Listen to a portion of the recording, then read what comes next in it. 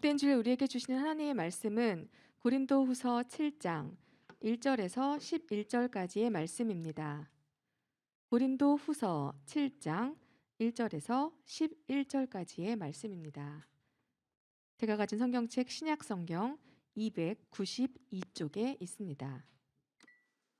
봉독하겠습니다. 그런즉 사랑하는 자들아, 이 약속을 가진 우리는 하나님을 두려워하는 가운데서 거룩함을 온전히 이루어 육과 영의 온갖 더러운 것에서 자신을 깨끗하게 하자. 마음으로 우리를 영접하라. 우리는 아무에게도 불의를 행하지 않고 아무에게도 해롭게 하지 않고 아무에게서도 속여 빼앗은 일이 없노라.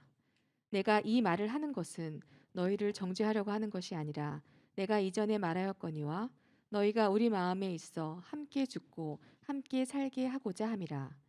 나는 너희를 향하여 담대한 것도 많고 너희를 위하여 자랑하는 것도 많으니 내가 우리의 모든 환난 가운데서도 위로가 가득하고 기쁨이 넘치는도다. 우리가 마게도냐에 이르렀을 때에도 우리 육체가 편하지 못하였고 사방으로 환난을 당하여 밖으로는 다툼이요 안으로는 두려움이었노라. 그러나 낙심한 자들을 위로하시는 하나님이 디도가 오므로 우리를 위로하셨으니 그가 온 것뿐 아니요 오직 그가 너희에게서 받은 그 위로로 위로하고 너희의 사모함과 애통함과 나를 위하여 열심 있는 것을 우리에게 보고함으로 나를 더욱 기쁘게 하였느니라. 그러므로 내가 편지로 너희를 근심하게 한 것을 후회하였으나 지금은 후회하지 아니함은 그 편지가 너희로 잠시만 근심하게 한 줄을 알미라. 내가 지금 기뻐함은 너희로 근심하게 한 까닭이 아니요 도리어 너희가 근심함으로 회개함에 이른 까닭이라. 너희가 하나님의 뜻대로 근심하게 된 것은 우리에게서 아무 해도 받지 않게 하려 함이라. 하나님의 뜻대로 하는 근심은 후회할 것이 없는 구원에 이르게 하는 회개를 이루는 것이요 세상 근심은 사망을 이루는 것이니라. 보라, 하나님의 뜻대로 하게 된 이 근심이 너희를 얼마나 간절하게 하며 얼마나 변증하게 하며 얼마나 분하게 하며 얼마나 두렵게 하며 얼마나 사모하게 하며 얼마나 열심 있게 하며 얼마나 벌하게 하였는가. 너희가 그 일에 대하여 일체 너희 자신의 깨끗함을 나타내었느니라. 아멘. 아멘. 어, 오늘 말씀 볼륨 잘 나오고 있나요? 오늘 말씀을 이렇게 보면 어, 몇 가지 풀고 가야 될 말씀이 잠깐 있어서 봅니다. 우리 말씀의 제목을 한번 함께 읽을까요? 시작. 무엇으로 위로 받을 수 있는가? 다시 한번 합니다. 무엇으로 위로 받을 수 있는가? 2절 말씀 우리 다 같이 한번 우리 여러분 갖고 있는 성경을 좀 보면 좋겠어요. 2절 말씀 보면 어, 마음으로 우리를 영접하라, 이 말씀이 조금 불편한 말씀일 수 있어요.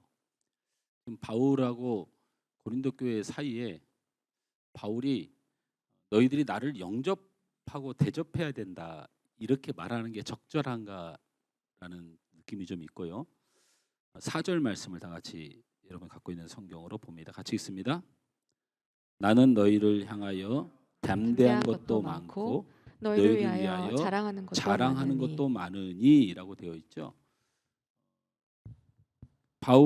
동일한 얘기입니다. 지금 고린도 교회와 바울 사이에 있는 여러 가지의 갈등으로 볼 때 바울이 내가 너희에 대하여 담대한 것도 많고 자랑할 것도 많다. 이렇게 해서 도대체 소통이 되겠는가? 뭐, 미안하다. 아니면 좀 함께 너희의 마음을 이해했으면 좋겠다. 대화를 좀 했으면 좋겠다. 뭐 이런 대화는 가능해요. 그런데 지금 바울이 오히려 너희가 나를 영접하라 명령하고 있고, 또 나는 담대하고 너희에게 자랑할 것도 많다. 이렇게 성경이 기록되는 것이 이상은 없겠지만, 제가 쓴 게 아니니까 이상은 없겠지만 이것을 어떤 느낌으로 받으셔야 되냐면요, 바울이 이런 말을 성경에 자주 합니다. 나를 본받으라. 이거 얼마나 교만한 말이고 건방진 말입니까? 그죠? 너희는 나를 본받으라. 그런데 정상적인 사람이라면 어떻게 말했겠어요? 성경이고 우리가 예수님을 믿으니까 누구를 본받으라? 누구를 본받아라? 그렇죠. 예수님을 본받으라 이렇게 말했겠죠. 근데 사실은 나를 본받으라라는 말에 어떤 뜻이 있냐면 예수님을 따라가는 나의 삶과 너희와 함께 했으면 좋겠다. 이렇게 말하면 전혀 불편함이 없죠. 네, 나를 본받으라 말하면 너무 건방져 보이는데 내가 예수님을 향하여 순종하여 따라가는 삶을 너희도 가기를 원한다. 이렇게 말하면 전혀 불편함이 없죠. 그렇죠? 이것과 동일한 문구입니다. 이게. 나를 영접하라. 마음으로 우리를 영접하라. 이렇게 말한 것은 대접의 개념, 태도의 개념이 아니고 바로 너희 마음을 넓게 열라. 지난 시간에 말했던 너희 마음속에 우리를 불쌍히 여기고 우리를 이해하고 우리를 품어달라. 얘기가 완전히 다르죠. 그리고 나는 담대하고 너희한테 자랑할 게 많다. 이렇게 두서없이 써놓으니까 얘기하지만 여기서 이 병자가 나왔고 여기서 예수를 믿었고 여기서 교만한 사람이 거꾸로졌고 귀신 들린 이가 나갔고 너희에게 하나님의 살아계신 여러 가지의 증거와 기적들을 너에게 할 말이 많다. 이 말하고 자랑할 게 많다. 이 말하고 뉘앙스가 좀 많이 다르죠. 그래서 오늘 본문에서 나머지는 제가 다 말씀을 통해서 설명을 하는데 이 부분은 성경을 읽는 자들로 하여금 우리가 갖고 있는 한글 번역에서 괜히 쓸데없이 바울을 굉장히 교만한 자로 잘못 말하는 자로 오인시키는 성경의 단어들이기 때문에 여러분에게 풀어드립니다.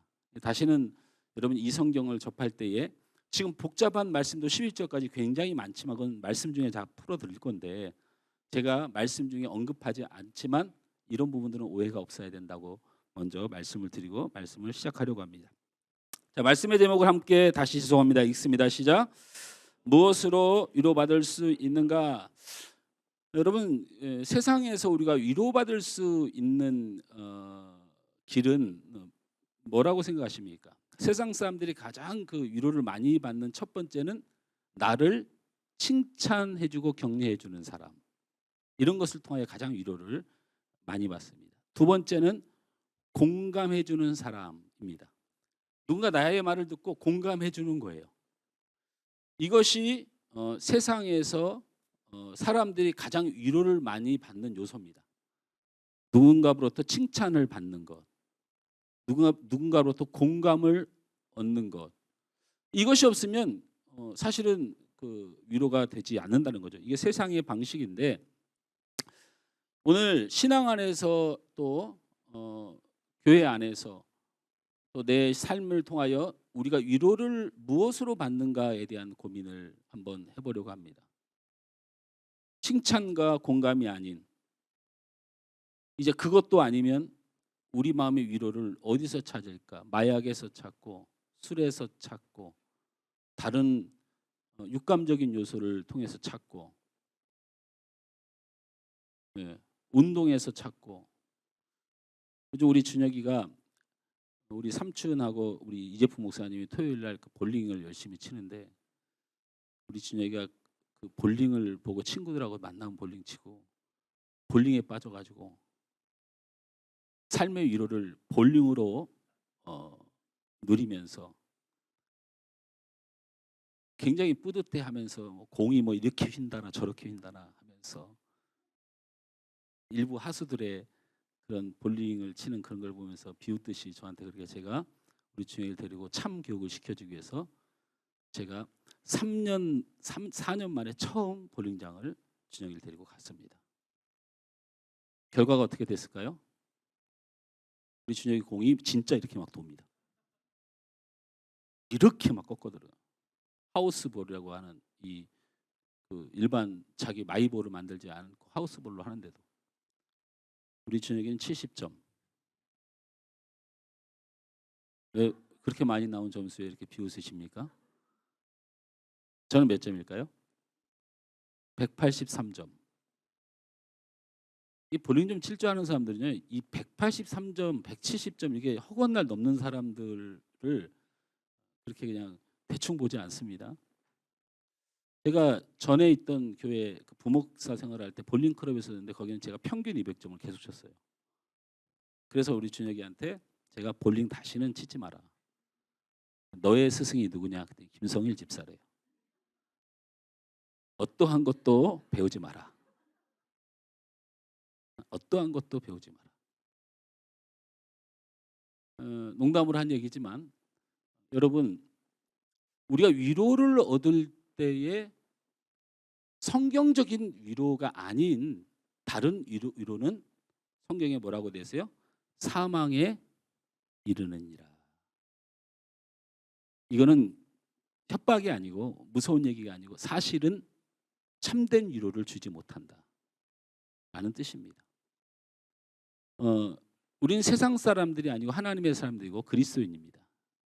그럼 우리에게 우리가 무엇으로 위로를 받고 살아가는가의 문제는 굉장히 신앙적인 요소고 굉장히 중요한 요소입니다.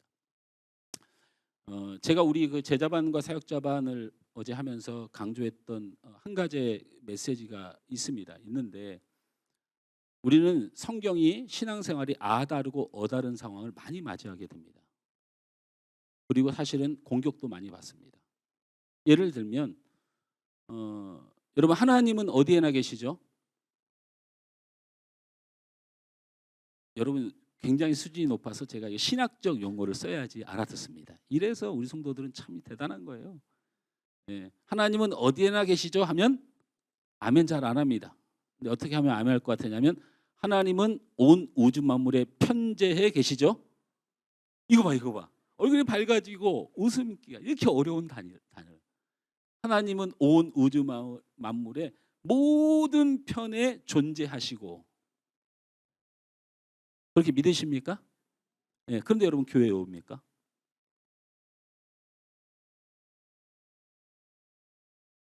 왜 교회를 오십니까?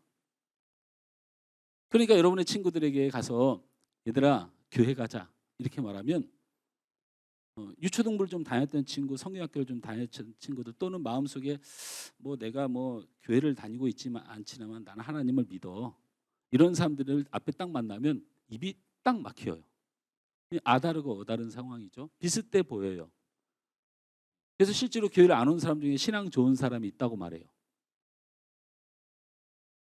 따라서 합니다. 교회 안 오는 사람은 예수 안 믿는 사람이다.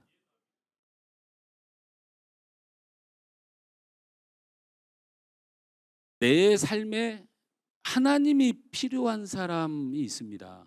돈이 필요하듯이, 내 출세가 필요하듯이, 또는 하나님이라고 하면서 절에 가서 받는 정도의 든든함과 위로들을 가지고 그 정도의 수준에서 하나님을 알고 하나님을 믿는다고 하는 사람들, 내 삶에 하나님이 필요한 사람들은 내가 주인이기 때문에 하나님이 나를 따라오는 것이 맞다고 생각을 합니다. 근데 예수 그리스도의 십자가의 보혈의 공로를 알고 그 믿음 안에서 하나님을 믿는 사람들은 하나님의 존재가 바뀝니다. 어떻게 바뀌어요? 내가 하나님을 섬겨야 된다. 내가 하나님을 예배해야 된다. 내가 하나님을 높여야 한다. 내가 하나님을 내 삶에 구별하여 드려야 한다. 이게 바로 예배입니다. 교회에 와서 만나는 우리의 신앙은 하나님을 예배하는 겁니다. 이러니 말씀이 다 하나님은 온 세상 우주 만물에 있다고 나도 말하고 안 믿는 사람도 말하고 믿음이 없는 사람도 말하는 것 같지만 항상 성경은 아다르고 어다르다는 사실입니다. 이런 것이 애매모호한 게 아니고 하나님 말씀은 정확무호한 것입니다. 정확합니다. 뭐 수백 가지가 있기 때문에 그런 측면에서 제가 자꾸 우리 성도들이 성경을 볼 때 이건 뭐야? 뭐 자랑을 하고 나를 영접하라고 하고 나를 본받으라고 지가 하나님이야? 예. 실제로 바울을 굉장히 신화하는 성경학자들이 이 서신서나 이런 걸 하면 하나님을 믿는 게 아니고 바울을 믿는다고 그렇게 목사들을 공격하는 사람들도 있어요. 근데 그렇지 않습니다. 성경은 하나님의 성령으로 감동되어 그 사람의 교육과 환경과 성격과 모든 인격을 사용하시되 오류가 없도록 철저하게 성령은 조절하시고 그를 통하여 기록하여 기록된 그 말씀이 나를 통하여 한치의 오류도 없이 역사하도록 만든 것이 성경입니다. 바울의 글이 아닙니다. 바울을 통하신 하나님의 말씀이죠. 어쨌든 이 위로에 대해서 편안하게 얘기를 해볼 텐데 오늘 말씀에 위로라는 단어가 가장 많이 나오는 성경 구절 한 구절을 소개합니다. 고린도후서 7장 6절에서 7절 말씀을 다 같이 한번 읽어봤으면 좋겠습니다. 시작. 그러나 낙심한 자들을 위로하시는 하나님이 디도가 오므로 우리를 위로하셨으니 그가 온 것뿐 아니요 오직 그가 너희에게서 받은 그 위로로 위로하고 너희의 사모함과 애통함과 나를 위하여 열심 있는 것을 우리에게 보고함으로 나를 더욱 기쁘게 하였느니라. 성경적 위로, 신앙적 위로, 교회에서 위로, 하나님의 백성으로서 위로에 대해서 이야기하는데 이렇게 나옵니다. 6절 7절에 위로라는 말이 싸그리 다 모아져 있는데 그래서 우리가 1절부터 11절까지 읽었지만 위로란 말을 이 6절 7절에서 찾아보는 거죠. 그런데 다른 건 다 괜찮은데 뭐 그럴 만합니다. 디도가 오니까 위로가 됐다는 얘기도 있고요. 또 디도가 왔다는 건 디도가 어디를 갔다는 얘기인데 디도가 만난 사람들이 디도를 위로하고 그 말에 또 내가 보낸 사람을 잘 대접해줬다고 하니까 마음에 또 위로가 됐다는 얘기예요. 근데 이제 요 노란 글씨가 문제입니다. 다 같이 읽습니다. 시작. 나를 위하여 열심히 있는 것을 우리에게 보고함으로 나를 더욱 기쁘게 하였느니라. 이 말이 이게 무슨 말이냐면 고린도 교회의 성도들이 바울을 좋아해서 위로가 됐다는 거예요. 예, 나를 위하여 뭐 열심을 했다, 사모한다는 말이 나오잖아요. 너희가 나를 사모하고 너희가 나를 위하여 열심을 내고 이게 쉽게 말하면 바울을 되게 기다리고 좋아하고 인기가 많았다는 얘기예요. 이걸로 바울이 위로를 받았다. 여러분 읽은 본문의 위로는 디도 때문이고 또 내가 보낸 디도기 때문에 너희들이 잘 대해준 것 때문에 위로가 되고 또 아주 직설적으로 내가 너희들이 나를 좋아해 주니까 내가 위로가 되었다. 이렇게 성경을 볼 수 있습니다. 그래서 이 본문이 어떻게 적용이 되냐면 사람이 중요하다. 왜냐하면 성경에 써 있잖아요. 디도 같은 사역자가 되라. 위로를 주는 사람이 되라. 주의 종이 좋아하면 너희들이 주의 종을 위로하면 너희들이 복을 받는다. 이렇게까지 둔갑하는 본문이 됩니다. 이게. 이 본문만 보면 제가 얘기를 해드릴게요. 그럼 바울이 저 말을 왜 썼는가가 중요하겠죠. 왜 썼는가가. 여러분이 물론 제가 이 말씀 자꾸 제가 뭔가 말씀을 부정하고 틀렸다고 말하는 게 아니고 이 말씀이 맞습니다. 그래서 바울이 쓴 거예요. 위로가 된 거예요. 지금 실제로. 디도 때문에 위로가 되고 디도가 돌아와서 그쪽에서 많은 사람들이 바울 선생이 보낸 이 제자를 굉장히 환대해 줬다는 소식이 위로가 됐고 사람들한테 물어보니까 사람들이 바울 선생님을 너무 보고 싶어하고 너무 좋아하고 바울 선생님 너무 인기가 많더라. 이렇게 해서 사실은 위로를 받았다고 본인이 기록한 거예요. 그러니까 사실은 사람을 통하여 본인이 칭찬받고 좋아함을 통하여 위로를 받은 것은 사실입니다. 사실인데 바울이 말하고 싶은 말이 1절부터 11절까지 다 찬 가운데 이게 딱 2절이에요. 그러니까 분명히 이유가 있을 거란 말이에요. 이렇게 말한 이유가. 성경은 그렇게 보는 거예요. 단어로 보는 게 아니고 문맥으로 보는 거예요. 어떤 것들이 있냐면 이런 거죠. 바울이 선교여행을 떠납니다. 그런데 고린도 교회에 큰 문제가 생겼다고 보고를 받습니다. 그래서 바울이 디도를 불러다가 보고받은 그리고 문제가 됐던 모든 사건과 문제되는 것들에 대해서 성경적으로 다 풀어 야단칠 것은 치고 가르칠 건 가르치고 지적질할 건 지적질하고 또 더 나아가서는 거짓 선지자라고 정죄해서 편지를 보냅니다. 그것을 가지고 디도가 고린도 교회를 간 거예요. 그게 뭐냐면 고린도 전서입니다. 그래서 여러분 고린도 후서하고 고린도 전서는 완전히 다른 성경입니다. 고린도 전서는 그래서 여러분 고린도전서 여러분 모습에 언뜻 떠오르는 게 뭐 너희들이 왜 파당을 짓느냐, 아볼로파, 뭐 게바파, 그리스도파, 바울파, 이게 무슨 의미가 있느냐라고 막 야단치잖아요. 뭐 그것뿐입니까? 뭐 동성에 관한 것, 은사 때문에 싸움판이 나서 교회가 다 쪼개지고, 그것도 모자라서 여러분 서로 법정으로, 교회 일을 가지고 세상 법정을 하고 소송이 걸리고, 성만찬에 가진 사람들이 가난한 사람을 윽박지르는 그런 아주 더러워진 성만찬을 만들고, 예수님의 부활은 사도계인들의 영향을 받은 사람들이 예수님은 부활하지 않았다고 주장하고, 근친상간하고 동성애하고 술 취하고 우상 숭배하고, 이게 교회 안에 가득 차니까 여러분 고린도전서는 아주 냉혹한 성경이에요. 거기에다가 사정없이 야단을 치고 지적하고 정죄해서 내쫓으려고 하고, 사도 바울이 그런 편지를 디도의 손에 안겨서 고린도 교회를 보낸 거예요. 자, 보냈는데 디도한테 연락이 안 옵니다. 소식이 없어요. 바울의 마음이 어땠을까요? 첫째, 속이 새까맣게 타들어가고, 고린도 교인들이 이 편지를 받아보고 굉장히 화가 났을 것 같고, 디도가 소식도 없고 오지도 않으니 혹시 디도가 화를 당한 것이 아닌가, 이렇게 염려를 했을까요? 아니면 두 번째, 디도가 가서 거기가 너무 좋은가 보다, 아직까지 안 오는 거 보니까 사람들이 너무 잘해줘서 거기서 편안히 쉬나 보다, 이렇게 생각했을까요? 1번일까요? 2번일까요? 1번일까요? 2번일까요? 사람은요, 강간무소식이면 부정적인 생각이 먼저 나지요. 그래서 여러분, 사람이 부정적인 사람들이 오래 삽니다. 옆 사람 축복합니다. 부정적이면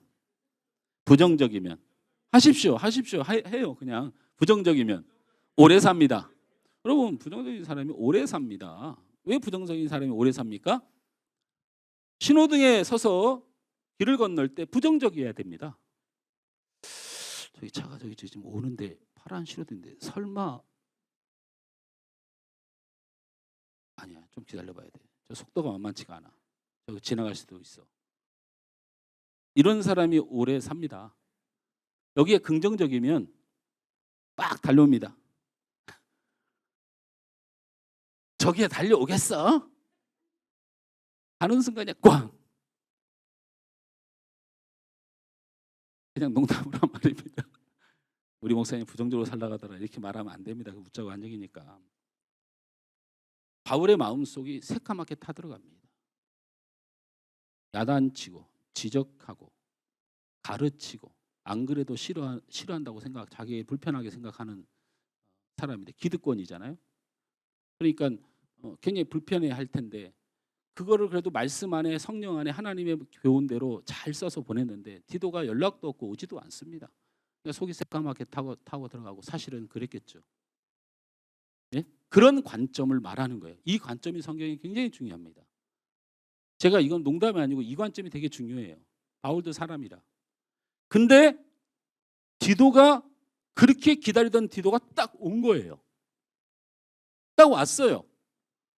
바울이 반가웠을까요? 안 반가웠을까요? 반가웠겠죠. 일단은 첫째는 고린도 교회 성도들이 어떻게 했느냐는 의미가 없고, 디도가 살아서 돌아왔기 때문에 얼마나 마음이 기뻤겠습니까? 그런데 디도가 와서 뭐라고 그래요? 여러분, 오늘 그 6절 7절 말씀을 다시 봐요. 디도를 만나고 디도에게 이 보고를 받고 바울이 굉장히 기뻤다는 거예요. 보세요. 6절 7절 지웠나요? 그러나 낙심한 자들을 이루하시는 하나님이, 이 말이 무슨 말이냐면, 내가 낙심했다는 거예요. 바울이 속이 새까맣게 타들어갔다는 거예요. 근데 그 하나님 내게 위로를 주셨는데 디도가 옴으로 우리를 이루하였다. 이 말은 디도가 살아온 것만 해도 너무 감사하다, 이 말이에요. 두 번째는 뭐예요?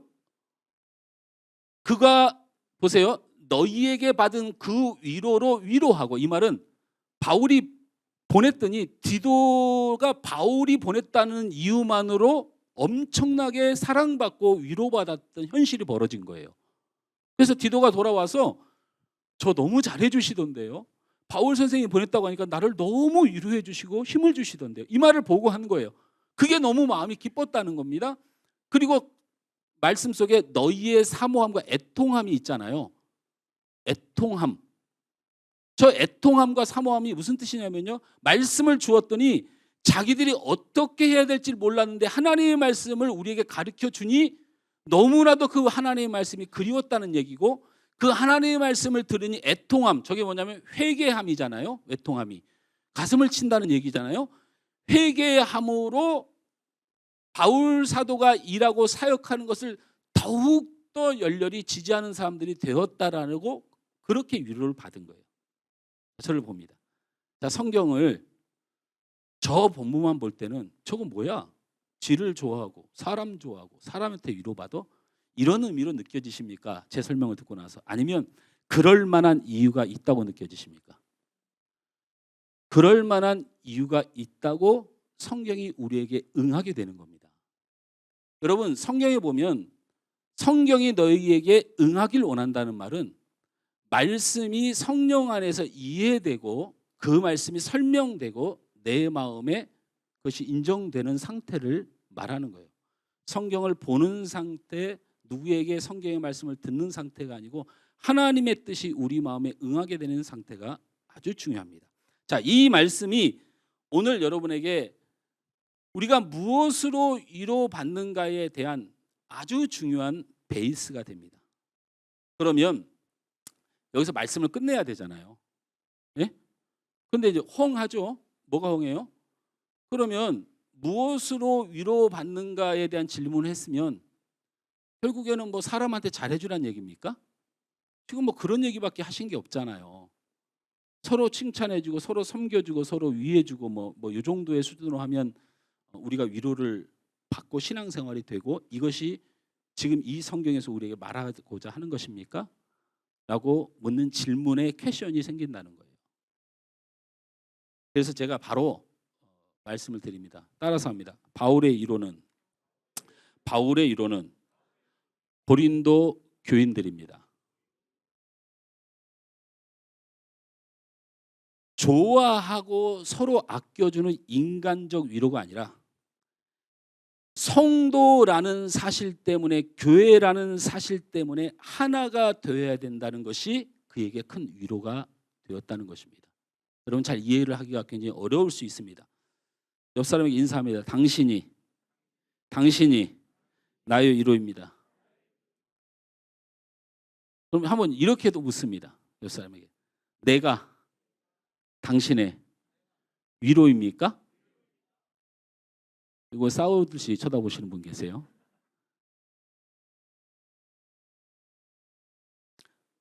바울은 고린도 교인들과 서로 상처를 주고받은 것이 아닐까.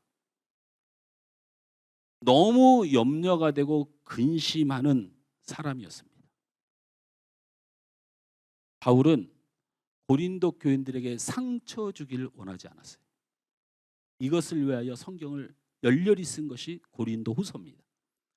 이 고린도후서 자체가 고린도 전서에 보내서 너무 미안한 마음도 들고 내 사랑이 너무 부족한 것 아닌가? 내가 너무 고린도 교인들을 위하여 기도하지 못하고 있는 거 아닌가? 이것 때문에 마음 아파하면 안 되는데, 이런 말로 고린도후서 이 전체를 쓴 거예요. 이것은 무엇을 얘기하냐면 바울이 고린도 교인들이 자신을 그렇게 싫어하는 부류도 있는데 그 관계 회복을 위하여 목숨 걸어 나가는 것이에요. 다시 말하면 저 사람들이 나를 통하여 상처받으면 나도 죽는 거예요. 저 사람들이 나를 사랑해주고 나를 통하여 오해가 풀리면 내가 사는 거예요. 이거에 목숨을 걸었어요. 이거에. 왜 그러냐면, 여러분, 왜 바울이 자꾸 마음을 넓혀달라, 우리를 이해해달라, 오늘 말씀에 우리를 영접해달라, 그 말은 태도의 문제가 아니고 대접의 문제가 아니고 뭐라고 그랬어요? 우리를 위하여 조금 자리를 좀 내달라. 조금이라도 생각 한 번만 해두라. 내가 너희를 미워하겠느냐? 제발 생각 좀 해줘라. 내가 왜 이러는지를 너희가 이해해달라. 이런 말을 하게 된 이유가 뭡니까? 설명드렸다시피 첫 번째는 고린도 전서를 통하여 지적하고 야단치고 가르침을 통하여 불편한 관계가 되었다고 바울은 생각을 했던 거예요. 두 번째는 여러분, 제가 고린도서를 설명할 때마다 일부 사람들이 제기하는 문제가 있었는데, 여러분 교회 안에서 문제는요, 한 사람만 지적을 하면 온 교회가 쑥대밭 됩니다.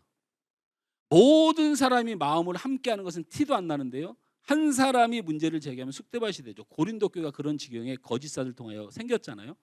그래서 여러분도 귀에 익숙한 대로 제가 말씀을 드렸어요. 바울의 처지에 대한 오해들이 있었죠. 하나님의 말씀을 전하고 하나님을 하는데 어찌 젖다위로 살아. 저렇게 가난하고 빌어먹고 저렇게 맨날 감옥에 두들겨 맞고 하나님의 종이 저런 대우를 받는 거 봤어? 이렇게 해서 바울을 그렇게 살아가는 사람이 하나님의 종일 수 없다. 하나님의 복을 받은 사람일 리가 없다. 저렇게 가난하고 병든 사람이 하나님의 사랑을 받은 사람일 리가 없다. 이렇게 말하기 시작하더니 결국 나중에는 사도권의 문제가 있고 하나님의 종으로서 문제가 있다고 계속 시비를 거는데, 사실은 더 심한 게 있었어요. 그게 뭐냐면 여러분, 바울의 재정의 문제를 가지고 시비를 걸었어요. 바울에 대해서. 여러분, 바울은요, 천막에 싸고 길거리에서 자고 되는 대로 자는 사람이었어요. 그가 몸에 물질을 지녔다면 그것은 선교하고 구제하고 예루살렘께 보이는 헌금 외에는 본인의 입을 통하여 삶을 통하여 영화를 누리려고 했던 사람이 아니에요. 우리 목회자, 지금 현대 우리의 목회자들은 격이 다른 삶을 살았던 사람이에요. 그럼에도 불구하고 선교비가 많이 들어가고 구제비가 많이 들어가고 전도비가 많이 들어가고 그리고 가난하고 어려운 사람 돕는 이 많은 물질이 나가니까 이거조차도 이렇게 말합니다. 우리 고린도 교회에 가난하고 어려운 사람도 많은데 맨 저거 들고 밖으로 쓰고 돌아다닌다고. 사실 이 문제가 가장 타격이 컸어요. 사람은 돈에 굉장히 민감하잖아요. 그죠? 그래서 바울을 건들 수 있는 모든 조건을 걸어서 이 고린도 교회가 바울 사도를 공격하고 미워했어요. 이런 것을 알고 바울이 굉장히 힘들었어요. 어느 정도로 힘들었느냐? 여러분 오늘 성경 본문 읽은에 그 표현이 나오는 거예요. 우리 함께 볼까요? 2절 3절을 함께 봅니다. 밑줄 친 것만 읽으면 됩니다. 시작. 우리는 아무에게도 불의를 행하지 않고 아무에게도 해롭게 하지 않고 아무에게서도 속여 빼앗은 일이 없노라. 내가 이 말을 하는 것은 너희를 정죄하려고 하는 것이 아니라. 여기를 보세요. 이게 반복된 단어예요. 오해하지 마라. 나 정말 그런 일이 없다. 부탁한다. 누구도 해하려거나 누구도 불편하게 하고 싶은 생각이 없고 누구를 해칠 마음도 없고, 하다못해 내가 고린도 전서를 쓴 것은 내가 너희를 정죄하기 위해서 쓴 것이 아니다. 내가 마른 막대기 같은 사람이고 내가 죄인 중에 괴수라는 말이 써 있잖아요. 절대 그런 것이 없다고 지금 간절히 엎드리는 자세를 볼 수가 있습니다. 여기서 더 나아가서 어떻게까지 엎드립니까? 2절 3절 다시 봅니다. 이번에도 노란 글씨만 있습니다. 시작. 마음으로 우리를, 이거 비는 거라고 말씀드렸습니다. 나를 영접하라고 아니고 제발 나를 받아달라고 빌고 있는 거예요. 자, 3절에 노란 글씨 있습니다. 시작.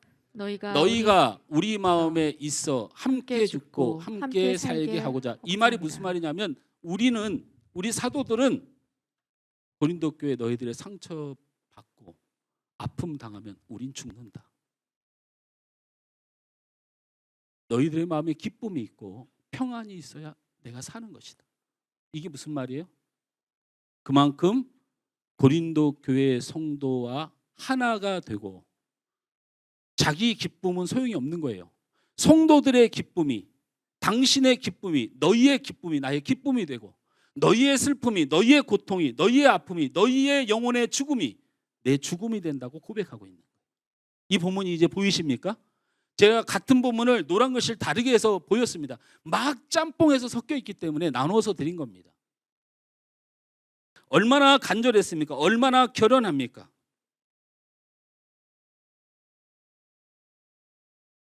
바울은 고린도 교인들을 대할 때 이런 정신으로 되었습니다. 하나님의 교회 성도들을 상품이 아닌 작품으로 대했다는 것을 기억하십시오. 여러분, 상품과 작품의 차이가 어디에 있습니까? 상품은 비교당합니다. 여러분, 누구와도 저 성도를 비교하지 마십시오. 그건 상품에게는 하는 짓이죠. 쓰다가 버립니다. 필요할 때 쓰다가 버립니다. 필요 없으면 버리는 거죠. 이게 상품입니다. 상품은 우리의 정성과 애정이 아닌 나의 필요에 의해서 기인됩니다. 성도들 안에 신앙생활하면서, 교회 안에 신앙생활하면서 서로를 상품 대하듯이 대하는 사람들이 있어요. 내게 필요하고 내가 좋고 내가 만족하면. 근데 따라서 합니다. 성도는 상품이 아니고 작품입니다. 주님의 작품입니다. 작품의 특징이 뭡니까? 지금은 부족한 게 맞습니다. 근데 점점 만들어져 가는 겁니다. 점점 완성되어져 가는 겁니다. 점점 온전해져 가는 겁니다.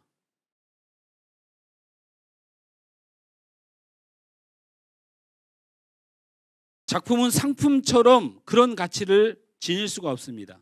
아직 과정이 남아있고 계속 만들어져야 하고, 하나님이 원하시는 대로 하나님의 계획과 그림이 나올 때까지 그것이 계속 만들어져 가는 것이니, 그 작품을 대하는 우리는 만들어질 수 있을 때까지 책임을 다하여 그 작품의 현장을 지켜내는 것입니다.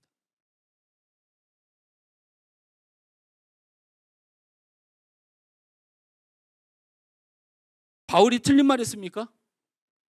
바울은 고린도서를 통하여 맞는 말 했습니다. 우상 선교도 됩니까?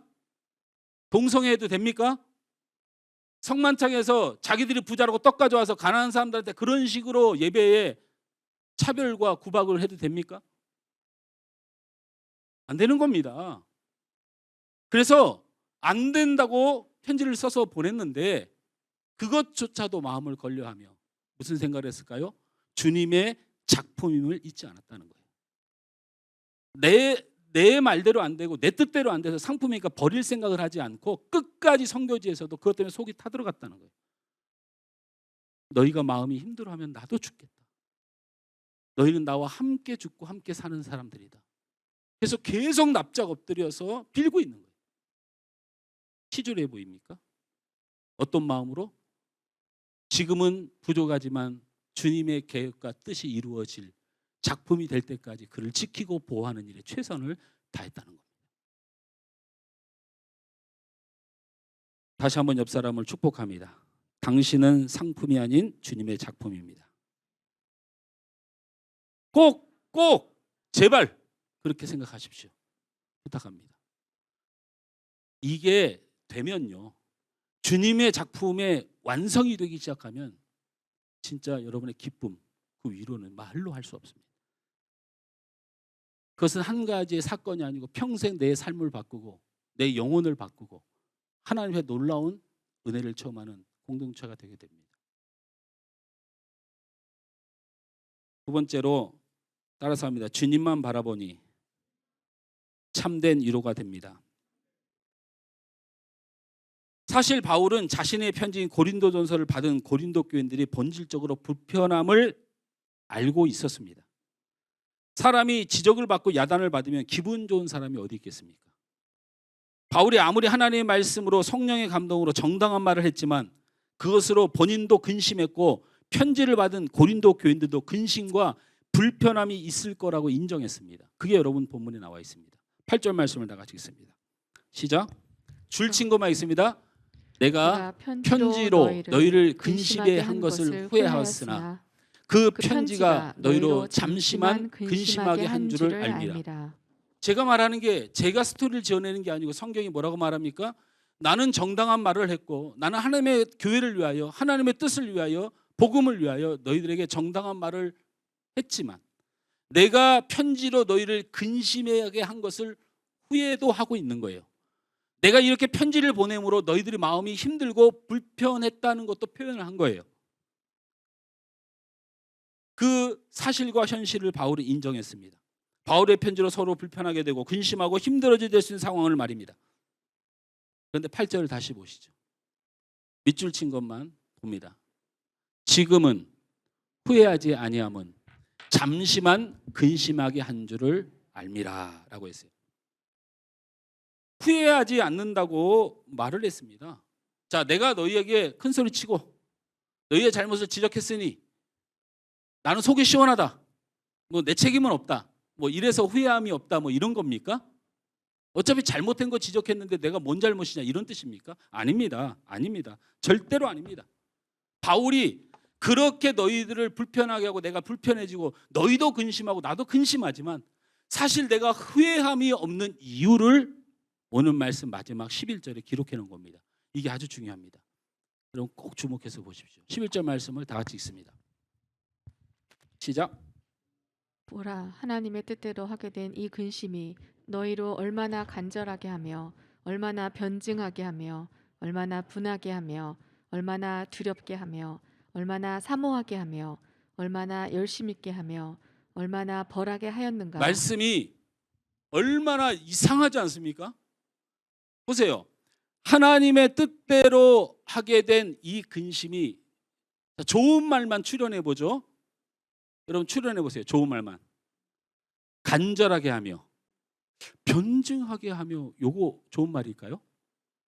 일단 요거 안 좋은 말입니다.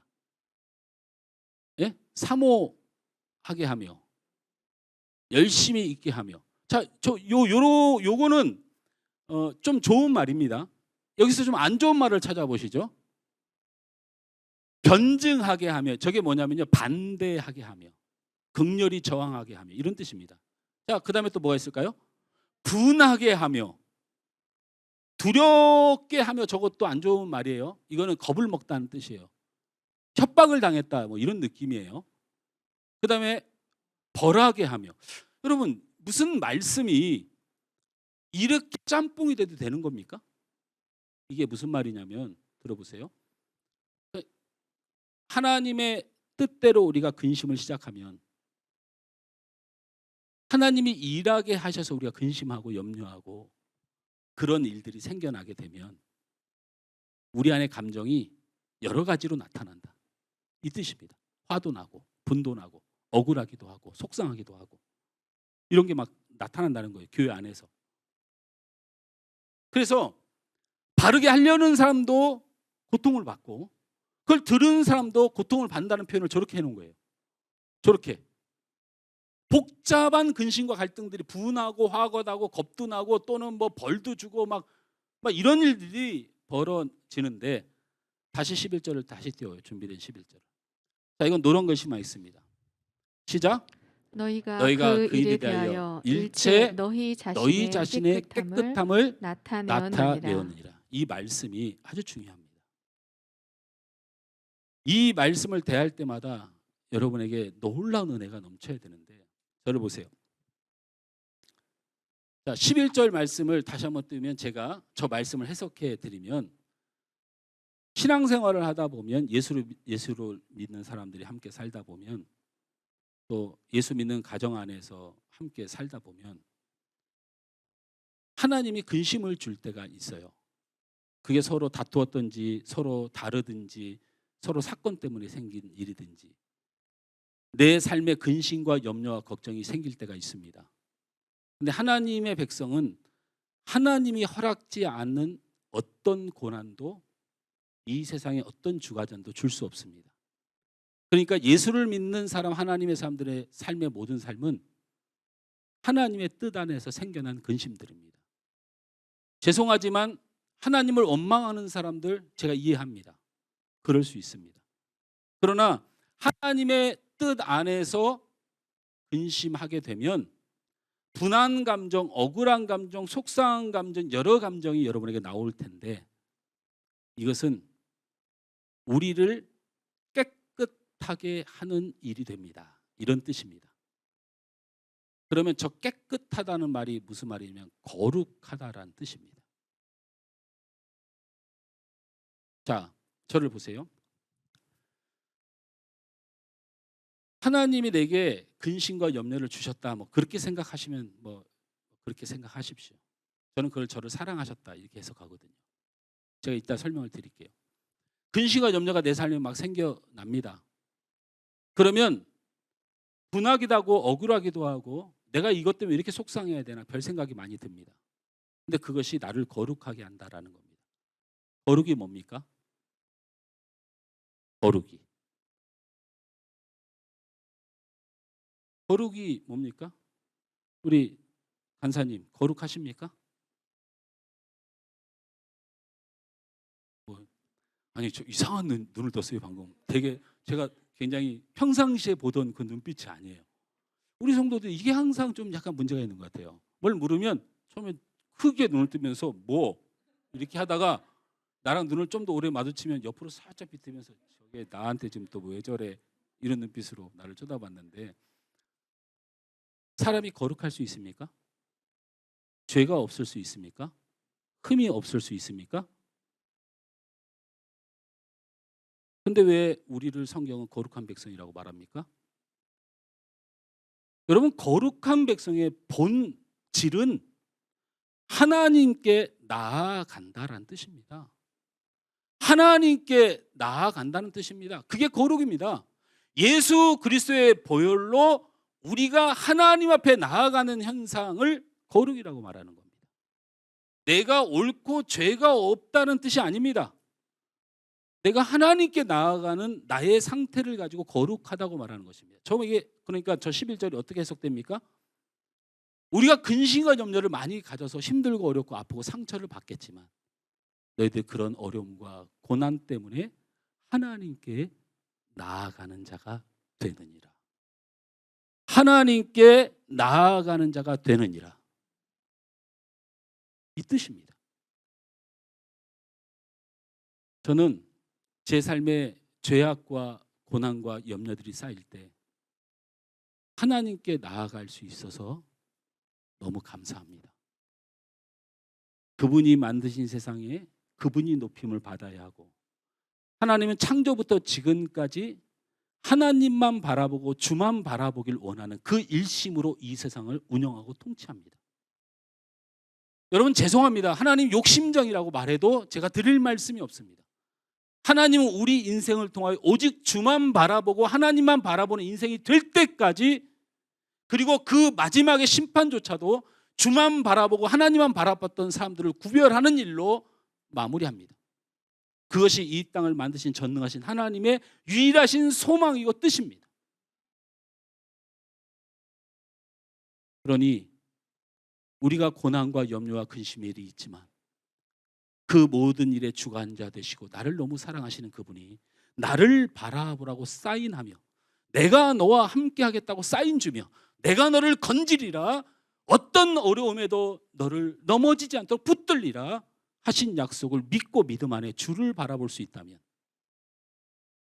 여러분의 근심과 염려는 절대로 아픔과 슬픔으로 끝나지 않습니다. 주님 바라보게 하시니 바울이 그 마음으로 나 때문에 힘들고 너희 때문에 나도 힘들지만 이 근심과 염려가 우리 안에 있는 것으로 인하여 그 문제를 해결하시고 나를 온전케 하실 내가 주님을 향하여 기도하며 엎드렸으니 나는 그를 통하여 위로를 받는다고 말을 하는 겁니다. 예수 믿는 사람들의 위로는 예수를 바라볼 때 생겨납니다. 할렐루야. 할렐루야.